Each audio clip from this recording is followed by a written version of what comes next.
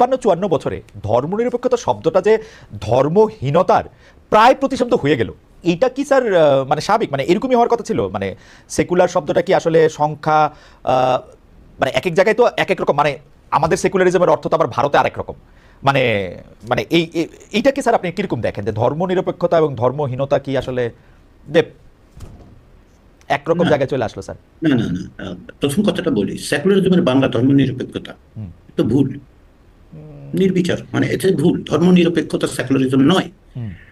অধ্যাপক আনিসুজ্জামান এবং অন্যরা কেন ওই মুহূর্তে সেকুলারিজমের বাংলা ধর্ম নিরপেক্ষতা করেছিলেন সেটা ওনারা ব্যাখ্যা করতে পারবেন। হুম। কারণ ধর্ম নিরপেক্ষতা মানে কি রাষ্ট্র ধর্মের থেকে নিরপেক্ষ না ধর্ম রাষ্ট্রের থেকে নিরপেক্ষ? হুম। ব্যাখ্যা নেই। এর একটা ব্যাখ্যা দেওয়া হয়েছে, ওনারা একভাবে একটা ব্যাখ্যা দিয়েছেন, কিন্তু সেকুলারিজম শব্দটা কেবলমাত্র ধর্ম সংশ্লিষ্ট বিষয় নয়। ঊনবিংশ শতাব্দীতে এইরকম ধারণা ছিল, হুম। হুম। কিন্তু সেটা কালক্রমে বহুভাবে বিবর্তিত হয়েছে এবং সেকুলারিজম একটা ওয়াইডার কনসেপ্ট হিসেবে দাঁড়িয়েছে, হুম। যার মধ্যে শুধুমাত্র রাষ্ট্রের সঙ্গে ধর্মের সম্পর্কই একমাত্র বিষয় নয়। এই বিষয়ে আমরা হয়তো অনেক অনেক দীর্ঘ একাডেমিক আলোচনা করতে পারবো, কিন্তু মূল জায়গা যেটা সেটা হচ্ছে যে সেকুলারিজম বলতে বাংলাদেশে যেটা বোঝানোর চেষ্টা করা হয়েছিল, একটা হচ্ছে অসাম্প্রদায়িকতার কথা আসলে মিন করা হয়েছিল।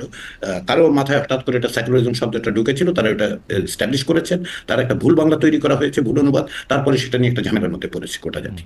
তো এটা হচ্ছে একটা দিক।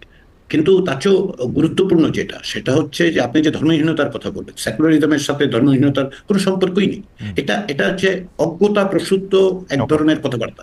এখন আমি খালিদ বলতেই পারি যে ফুটবল খেলার সাথে আসলে চাঁদে যাওয়ার একটা সম্পর্ক আছে। এখন বললে আপনি কি করবে? কিছু কিছু করার তো নেই। না করতে তো পারবেন না, কিছু করার তাই নেই। না? না, কিছু করার নাই আর কি স্যার। এই